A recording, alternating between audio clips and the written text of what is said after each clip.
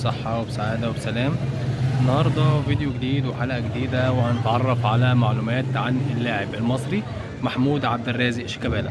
النهاردة هنتعرف على عدد بطولات اللاعب محمود عبد الرازق شيكابالا في مسيرته الكروية اللي خاضها كلها. محمود عبد الرازق شيكابالا حقق مع نادي الزمالك بس 16 بطولة محلية، منهم بطولتين الدوري المصري. أول بطولة منهم كانت عام 2016-2017 وتوج بيها الغزال الأسمر كبطل للدوري مع نادي الزمالك.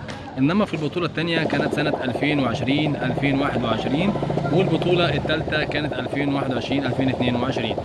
دي الثلاث بطولات إلا الدوري اللي أخذهم اللاعب محمود عبد الرازق شيكابالا مع النادي الزمالك.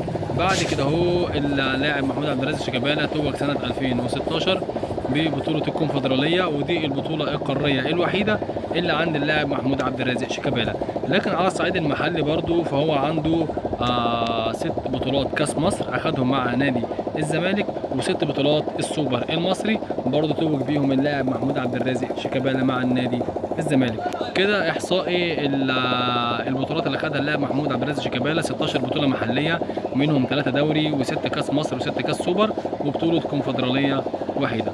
دي البطولات اللي خدها اللاعب محمود عبد الرازق شيكابالا. يا رب تكون الحلقة عجبتكم، واللي بنزله دايما يعجبكم، واستنونا في حلقات جديدة هنتكلم فيها عن نجوم كتير. لو انت مهتم بمحتوى الرياضي او بمحتوى الكورة عامة، ما تنساش تعمل لايك وتشترك في القناة عشان يوصلك كل جديد الفترة الجاية.